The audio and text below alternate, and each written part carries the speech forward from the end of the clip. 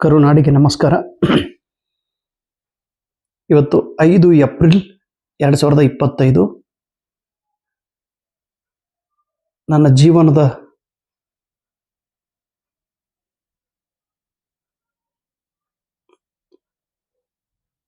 ಪಯಣದಲ್ಲಿ ಇವತ್ತು ನಾನು ಒಂದು ದೊಡ್ಡ ಮೈಲ್ ಸ್ಟೋನ್ ಅನ್ನು ದಾಟಿ ಹೊರಟಿದ್ದೇನೆ. ನಿಮಗೆಲ್ಲರಿಗೂ ಹೇಳಲು ಅಭಿಮಾನ ಎನಿಸುತ್ತಿದೆ, ನಿಮಗೆಲ್ಲರಿಗೂ ಹೇಳಲು ತುಂಬ ಸಂತೋಷ ಎನಿಸುತ್ತಿದೆ. ಇಂದು 5 April 2025 1,000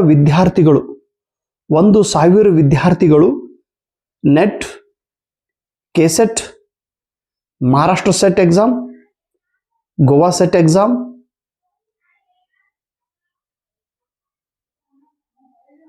TET exam, CTET exam, GRF ಮತ್ತು ಪೆಟ್ PhD ಎಂಟ್ರೆನ್ಸ್ ಎಕ್ಸಾಮ್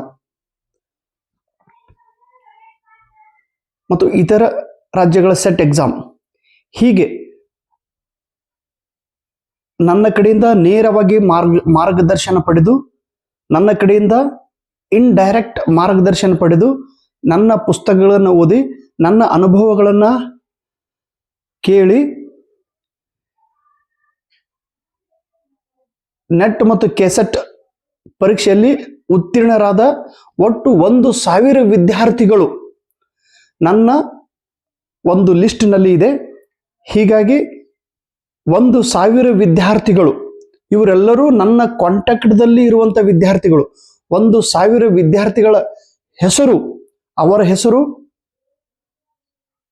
ಅವರು ಯಾವ ಊರದವರು, ಅವರದ ಸಬ್ಜೆಕ್ಟ್ ಏನು, ಇಡೀ ಅವರ ಫ್ಯಾಮಿಲಿ ರಿಲೇಷನ್ ನನ್ನ ಜೊತೆಗಿದೆ. ಹೀಗಾಗಿ 1,000 ವಿದ್ಯಾರ್ಥಿಗಳು ನೆಟ್ ಕೆಸೆಟ್ ಪರೀಕ್ಷೆ ಪಾಸ್ ಆಗಿದ್ದಾರೆ. ಇವರಿಗೆಲ್ಲರಿಗೂ ಅಭಿನಂದನೆಗಳು.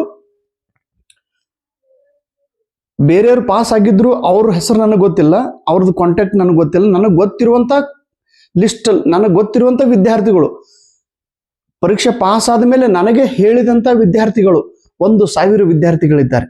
ಹೀಗಾಗಿ ಆ್ಯಕ್ಚುಲಿ ನಾನು ಏನೂ ಗೈಡೆನ್ಸ್ ಮಾಡಿಲ್ಲ, ನಾನು ಏನೂ ಅವ್ರಿಗೆ ಮಾರ್ಗದರ್ಶನ ಮಾಡಿಲ್ಲ, ಅವರು ಪರೀಕ್ಷೆ ಪಾಸ್ ಆಗಿದ್ದಾರೆ.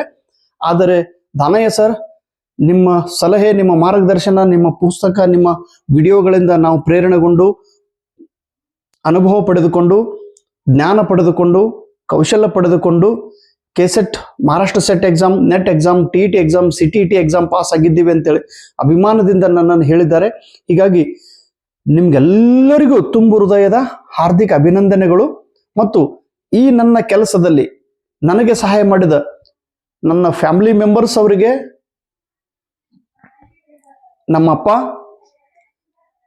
ನಮ್ಮ ತಾಯಿ, ನನ್ನ ಹೆಂಡತಿ, ನನ್ನ ಮಗಳು ಶಾಂತಲಕ್ಷ್ಮಿ, ಸಮರ್ಥ್ ಹಾಗೂ ನನ್ನ ಫ್ಯಾಮಿಲಿ ರಿಲೇಷನ್ ಎಲ್ಲರಿಗೂ ಕೂಡ ಧನ್ಯವಾದಗಳು.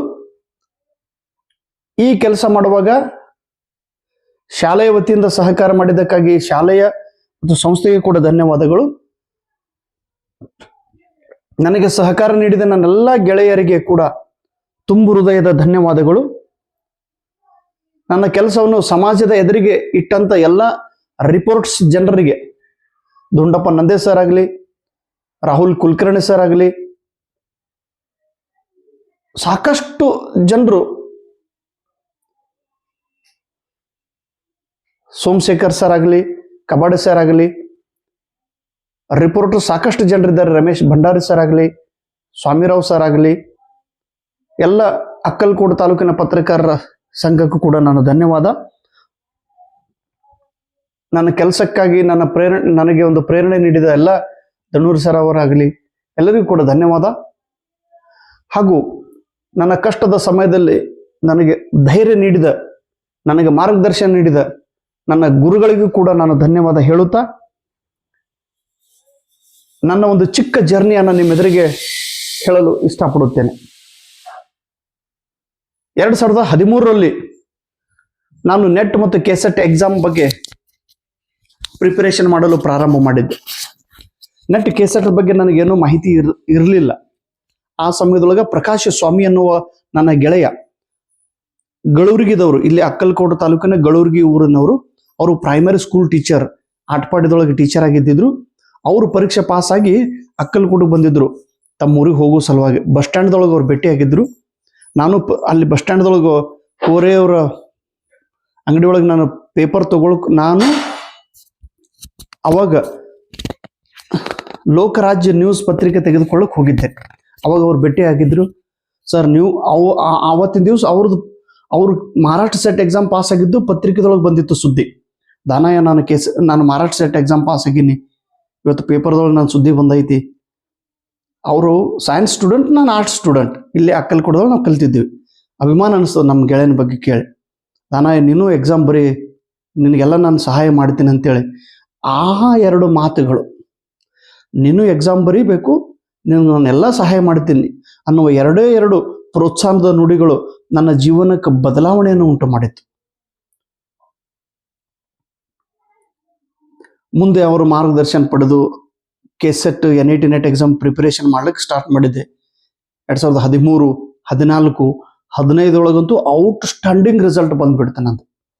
ಸ್ಕೂಲ್ ಡ್ಯೂಟಿ ಮಾಡ್ಕೊಂತ ಡೈಲಿ ಮುಂಜಾನೆ 3 ಗಂಟೆ ಸಂಜೆ 3 ಗಂಟೆ ಡೈಲಿ 6 ತಾಸು ನಾನು ಸ್ಟಡಿ ಮಾಡ್ತಿದ್ದೆ.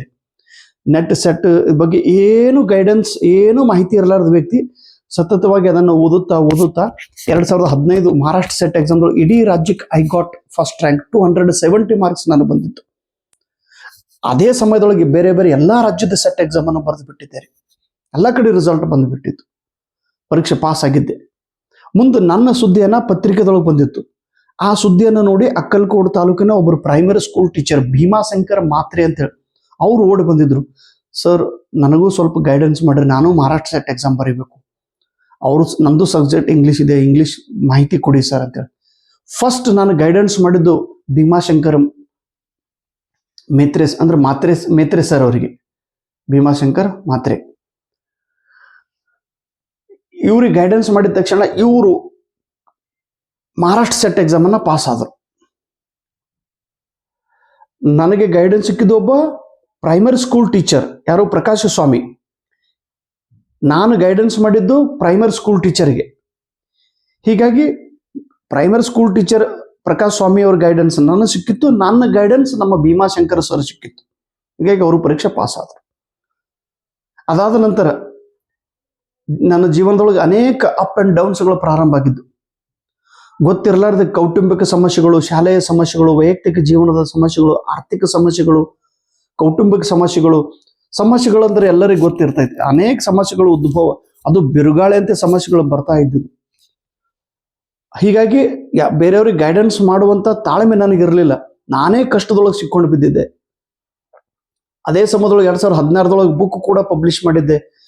ಆರ್ಥಿಕ ಕಷ್ಟದೊಳಗೆ ನಾನು ಸಿಕ್ಕೊಂಡು ಬಿದ್ದಿದ್ದೆ. ಹೀಗಾಗಿ ಯಾರಿಗೆ ಗೈಡೆನ್ಸ್ ಮಾಡೋದು, ಎಲ್ಲಿ ಗೈಡೆನ್ಸ್ ಮಾಡೋದು, ಸಿಕ್ಕಾಪಟ್ಟೆ ಅದೇನು ಪ್ರಾಬ್ಲಮ್ಸ್. ನನ್ನ ಸಮೀಪ ಯಾರದಾರ ಅವ್ರಿಗೆ ಗೊತ್ತಾಯ್ತು ನನ್ನ ಲೈಫ್ ಹೇಗಿದೆ. ನನ್ನ ಸ್ಕೂಲ್ ಒಳಗಂತೂ ಎಲ್ಲರೂ ಅಂದಿದ್ರು, ಆಯ್ತು ಇನ್ನು 1 ವರ್ಷ ಅದ ನೀವು ಹಾಕ್ತಾನೆ ಹೋಗ್ತಾನ ಅಂತೇಳಿ. ಎಲ್ಲರೂ ಮನುಷ್ಯನೊಳಗೆ ಇದೇ ನೆಗೆಟಿವ್ ಅಟಿಟ್ಯೂಡ್, ಹೋಗ್ತಾನೆ. ಯಾಕಂದ್ರೆ ಮುಗ್ದಿತ್ತು, ನನ್ನ ಕಥೆನೂ ಮುಗ್ದಿತ್ತು ರೀ. ನನ್ನ ಯಾರೂ ಗೆಳೆಯರಿರ್ಲಿಲ್ಲ. ಎಲ್ಲರೂ ಅಂದ್ರೆ ಮುಗಿತಿ ಒಂದು ಕಥೆನೇ ಮುಗ್ದಿತ್ತು. ಸಾಲಿನ ಒಂದು ಚಕ್ರವ್ಯೂಹದೊಳಗೆ ನಾನು ಸಿಕ್ಕೊಂಡು ಬಿದ್ದಿದ್ದೆ. ಎಲ್ಲರೂ ಅಂದ್ರೆ ಇವನ್ ನನ್ನ ಕೇಳಿ ಬಾಂಡ್ ಮೇಲೆ ಬರ್ಕೊಂಡು ತೆಗೆದ್ರು. ನಾನು ಆತ್ಮಹತ್ಯೆ ಮಾಡಿಕೊಂಡ್ರೆ ಅದಕ್ಕೆ ಯಾರೂ ಜವಾಬ್ದಾರಿ ಅಲ್ಲ ಅಂತೇಳಿ ನನ್ನ ಕೈಲಿ ಬರ್ಕೊಂಡು ತಗೊಂಡವ್ರು ಅದಾರಪ್ಪ. ಯಾರಿಗೆ ಏನ್ ಹೇಳೋದು ಇರ್ಲಿ, ಅದೊಂದು ಘಟನೆ. ಅಷ್ಟು ನೆಗೆಟಿವ್ ಇದ್ರು 2019 ನನ್ನ ಜೀವನದೊಳಗೆ ಒಂದು ಹೊಸ ಆಶಯ ಕಿರಣ ಹುಟ್ಟಿದ್ದು. ರಾಹುಲ್ ಕುಲಕರ್ಣಿ ಸರ್ ಅವರು ಬಂದಿದ್ರು ನಮ್ಮ ಮನೆಗೆ. ಅಕ್ಕಲಕೋಟೆ ಬಂದು ನನ್ನೊಂದು ಮುಲಾಖತನ್ನ ಟಿವಿ ಒಳಗೆ ಪ್ರಸಾರ ಮಾಡಿದ್ರು. ಅವಾಗ ಅಲ್ಲಿವರೆಗೆ ನಾನು ಕೇವಲ 27 ಜನರಿಗೆ ಮಾತ್ರ ಮಾರ್ಗದರ್ಶನ ಮಾಡಿದ್ದೆ. 27 ಜನರು ಪರೀಕ್ಷೆ ಪಾಸ್ ಆಗಿದ್ರು. ಮುಂದೆ ಕೊರೋನಾ ಪೀರಿಯಡ್ ಒಂದು 3 ವರ್ಷ ಹೋಯ್ತ್ರಿ. 19 ಒಮ್ಮೆ ಪಬ್ಲಿಷ್ ಆಗಿಬಿಡುತ್ತೆ ನನ್ನ ವಿಷಯ, ಹಿಂಗಿಂತವ್ರು 30 ಸೆಟ್ ಪರೀಕ್ಷೆ ಪಾಸ್ ಆಗಿದ್ದಾರೆ ಅಂತೇಳಿ ಎಲ್ಲ ಕಡೆ ಸುದ್ದಿ ಹಬ್ಬಿತ್ತು. 2019 ಮುಂದೆ 20, 21 ಒಂದು 3 ವರ್ಷ ಕೊರೋನಾ ಪೀರಿಯಡ್ದೊಳಗೆ ಬೇರೆಯವ್ರಿಗೇನು ಗೈಡೆನ್ಸ್ ಮಾಡೋದಾಗ್ಲಿಲ್ಲ. ಸ್ವಲ್ಪ ಸಮಯ ಸಿಕ್ಕಿತ್ತು, ಅವಾಗ ಮಾತ್ರ ನಾನು ಬುಕ್ ಬರಿತಾ ಇದ್ದೆ. ಬುಕ್ಕುದನ್ನ ಸಮಸ್ಯೆ, ಎಲ್ಲ ಆ ಸಮಸ್ಯೆಗಳು ಹೇಳಂಗಿಲ್ಲ ನಿಮ್ಗೆ. ಮುಂದೆ ಏನಾಯ್ತು ನೋಡ್ರಿ, 2021 ಡಿಸೆಂಬರ್ದೊಳಗೆ. ಮುಂದೆ 2022 ನನ್ನ ಯೂಟ್ಯೂಬ್ ಚಾನಲ್ ಎಲ್ಲ ಫುಲ್ ಪ್ರಾರಂಭ ಮಾಡಿದೆ. ಡೈಲಿ ಕ್ಲಾಸ್ ಹೇಳೋದು, ಡೈಲಿ ಮಾರ್ಗದರ್ಶನ ಮಾಡೋದು, ಡೈಲಿ ಒಂದು ಓದುವ ಹಂತದ ಬಗ್ಗೆ ಹೇಳೋದು. 2022, 23, 24, 25 ಭರ್ಜರಿಯಾಗಿ ರಿಸಲ್ಟ್ ಬರ್ತಾ ಇತ್ತು. ಪರೀಕ್ಷೆ ಪಾಸ್ ಆದಂಥ ಎಲ್ಲ ವಿದ್ಯಾರ್ಥಿಗಳು ಹೆಮ್ಮೆಯಿಂದ ನನ್ನ ಕಾಂಟ್ಯಾಕ್ಟ್ ಮಾಡಿ ಈವನ್ ವಿಡಿಯೋಗಳ ಮೂಲಕ ಅವರು ಕೃತಜ್ಞತೆಯನ್ನು ವ್ಯಕ್ತ ಮಾಡಿದ್ರು. ನಾನು ಏನೂ ಮಾಡೇ ಇಲ್ಲ, ನಂದೊಂದು ಅಳಿಲು ಸೇವೆ ಇರಬಹುದು, ಆದ್ರೆ ಅವರು ಮಾಡಿದ ಸಾಧನೆ ಅದಕ್ಕೆ ಮೂಲ ಕಾರಣ ನಾನು ಅಂತೇಳಿ ನನ್ನ ಹೆಸರನ್ನು ಹೇಳ್ಕೊಂತ ಹೊರಟಿದ್ರು. ಇವತ್ತು ಬೆಳಗ್ಗೆ ನಮ್ಮ ರಾಠೋಡ್ ಸರ್ ಅವರು, ಉಮೇಶ್ ರಾಠೋಡ್ ಸರ್ ಅವರು ಮೆಸೇಜ್ ಮಾಡಿದ್ರು ಇವತ್ತು ಬೆಳಗ್ಗೆನೆ. ಹೀಗಾಗಿ ನಾನು ಸ್ಟೇಟಸ್ ಕೂಡ ಇಟ್ಟಿದ್ದೀನಿ ಇವತ್ತು ರೀ. ಉಮೇಶ್ ರಾಠೋಡ್ ಸರ್ ಅವರು ನೋಡ್ರಿ, ಇನ್ನೂ ಅವ್ರದ್ದು ನಾನು ಓಪನ್ ಮಾಡಿಲ್ಲ. ಪ್ರೊಫೆಸರ್ ಮಹೇಶ್ ಲೈಫ್ ಸೈನ್ಸ್ದವರು ಇವರು. Umesh Rathod sir life science subject ಇವ್ರದ್ದು, ಲೈಫ್ ಸೈನ್ಸ್. ಇವತ್ತನೇ ಅವರಿಗೆ ಕೆಸೆಟ್ ಸರ್ಟಿಫಿಕೇಟ್ ಸಿಕ್ಕೈತಿ ನೋಡ್ರಿ. Today final I received officially my KSET certificate. One thing honestly tell you, your assistance during my preparation was a lot. Thank you sir, I eternally grateful to you sir. ಇವತ್ತು ಇವ್ರು ಹೇಳಿತ್ತು, ಇದು ನನ್ನ status, ಇವತ್ತು ನಾನು ಇಟ್ಟಿದ್ದು status.